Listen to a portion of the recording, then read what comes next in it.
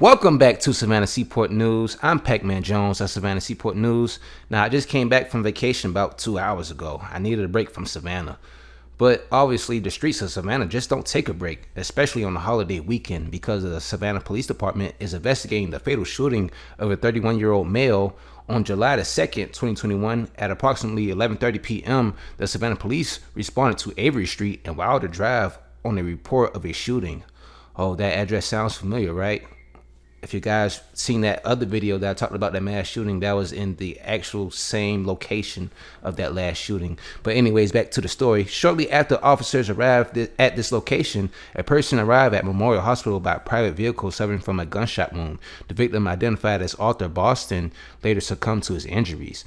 It's not clear if Friday's shooting was related to the mass shooting that took place in that same area off River Point Apartments in mid-June that injured many and killed 20-year-old Arthur Milton and 26-year-old Terry Coleman. The victims of the June 11th mass shooting were outside of a residence that was previously targeted just a few days before.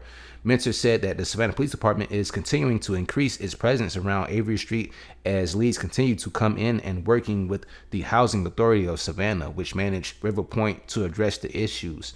Now, prior to the Avery Street shooting on Friday night, Savannah Police had responded to two other shootings. Around 5 p.m. Friday, officers were called to Rogers and Carolyn Street on the west side after a 17-year-old male was received a non-life-threatening gunshot wound to his lower body.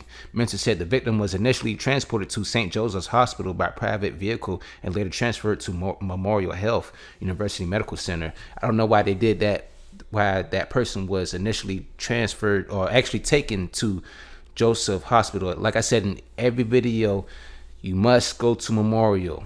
Memorial handles every gunshot victim. St. Joseph's just can't handle that. Now, the victim stated that he was shot while attempting to purchase a gun at this location.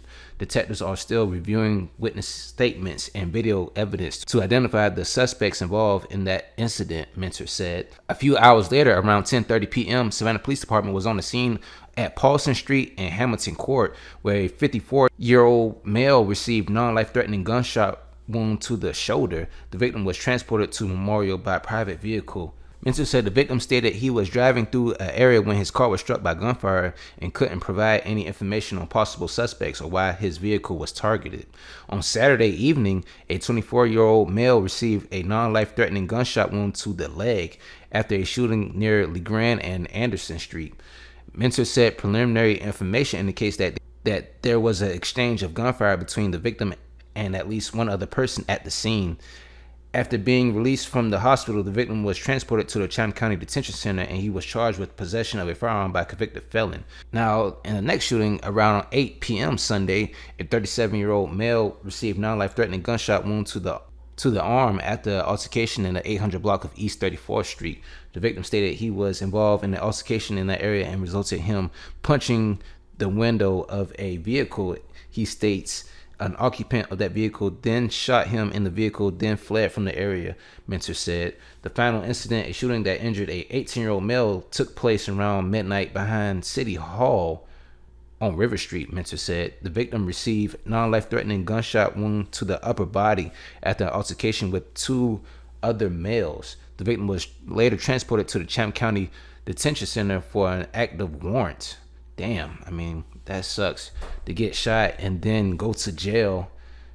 I mean, just because you had a warrant. But anyways, that altercation escalated into both of the victims and suspects pulling out weapons and exchanging gunfire. And the Savannah police are trying to implement a strategy where they can put more Savannah police in areas where they know that are common shooting grounds, I should say. But one thing I do want to say about the Avery Street shooting, what I've been hearing, just word of mouth, is that pretty much the guys over there off of River Point or the old Hitch Village, Fred Wessel area, they getting into it with a West Side neighborhood. You know, I don't want to say what neighborhood, I mean, because I don't want to put nobody on blast. And, you know, people already think I'm snitching.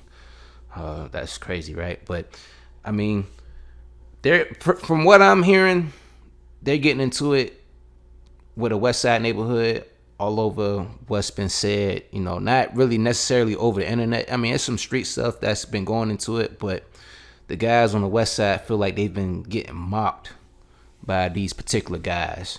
And that's why, some guys took that chance and took that route to go on the east side and pull a hit. And that's why you seen, those guys that got hit up in that mass shooting and this shooting that happened on the 2nd. So, I mean, that's just what I've been hearing. I mean, I've heard a little bit more about that, but I just don't want to put that stuff on the news because, it's, street stuff is really hard to verify. That's why I don't really talk about the streets like that in really deep detail unless I got somebody like, background in front of my face, so I just try to, expose it when I can. But I mean, it's just getting to a point where, these guys are just shooting it out. So, I mean, if the police want to patrol that area, they can, but at the same time, they got to patrol some west side neighborhoods too, because, these guys really want retaliation and get back for, I mean, not only just that mass shooting, because the Savannah police still haven't caught the person responsible for that mass shooting that killed 2 people. Really, honestly, it's kind of like a low down street war that's happening right now.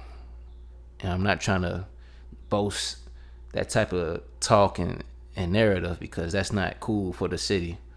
But any other updates about this or any other shootings that happen over 4th of July weekend, I'll let y'all know as well, and I'll keep y'all updated. But that's it. Take care of yourself and stay blessed.